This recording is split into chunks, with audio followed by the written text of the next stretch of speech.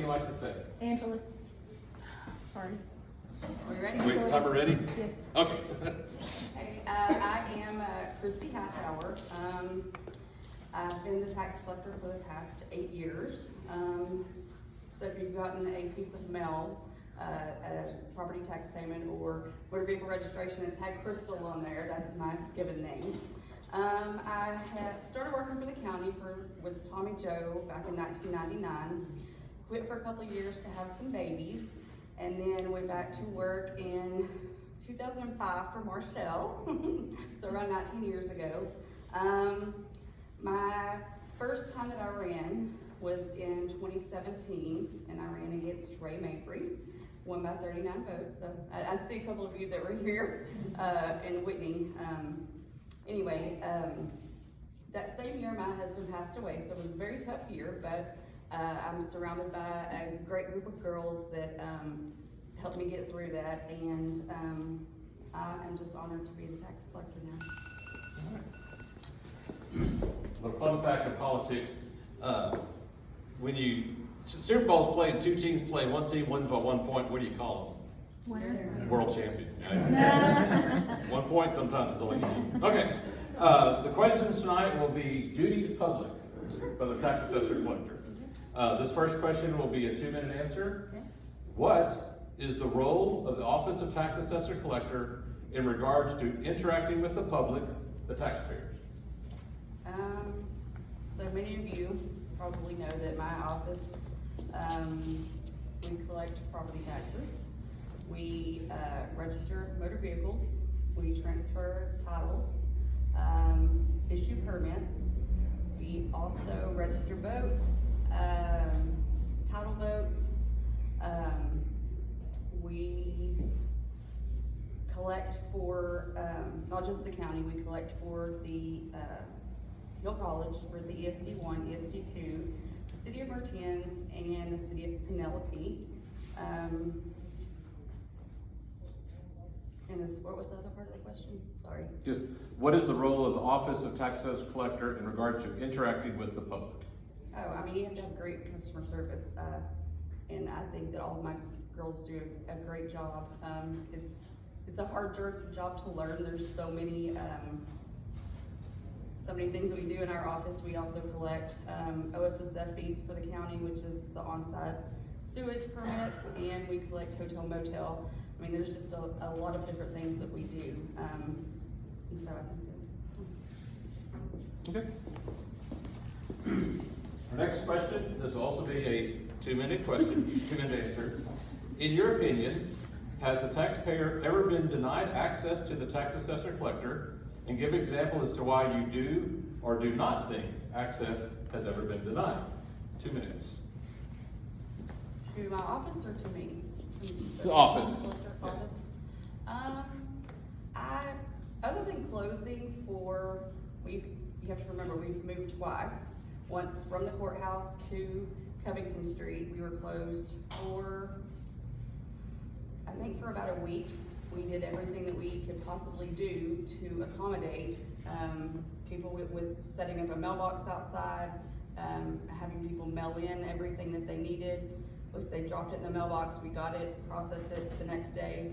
And then we have moved again back in July to our permanent home on Covington Street, and we were closed for 2 days. And that's, as far as I know, the only time that I have ever actually closed the office that the county-wide was not closed was when we were in the annex on Franklin Street, and I'm not placing blame on anybody. We haven't had security in any of the offices that we've been on Franklin or Covington. We were threatened, and I said, lock the doors. We're not gonna open back up until there's a deputy down here that can sit with us, and as soon as the deputy came down there, we reopened the doors. That is the only time that I've closed the office, that the whole county has it closed for a Christmas party or a luncheon, something like that. So I think the county does have access to the tax office at all times. All right. Our last question, this will also be a 2-minute answer. What is your plan to meet public expectation for the office if reelected? 2 minutes. I think that what I've done for the past 8 years, I am certified, well, it's called a designation actually, as a professional county collector. Got that designation back in 2017. I'm also have the designation of the county tax office professional, and I am 60% of the way through with my professional county assessor collector's designation. You can only get those classes once a year through a conference that you have to go to either in the summer or the fall.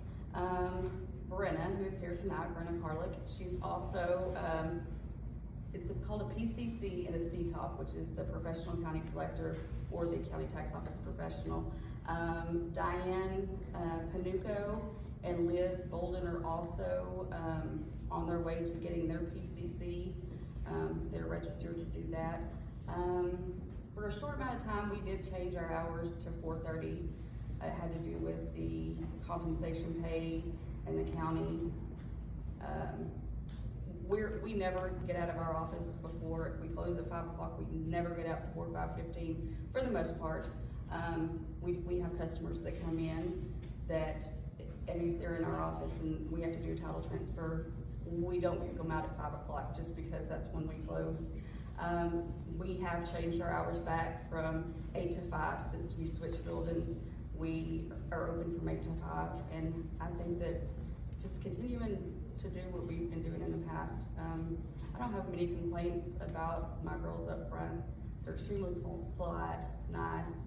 People love, coming in and chatting with them, so. All right. Closing statement, 1 minute. Anything you'd like to say?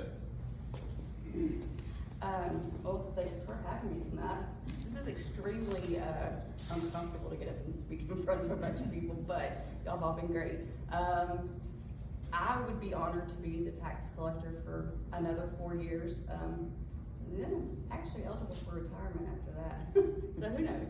But I love serving the county. I love working with the girls that I work with. I love working with the people that I work with. I don't get much of a chance to go up front and work the counter. That's actually one of my most favorite things to do, rather than being stuck in an office. But yeah, if you would like, I would love to be the tax collector for the next 4 years. Thank you. Very good. Krissi Hightower.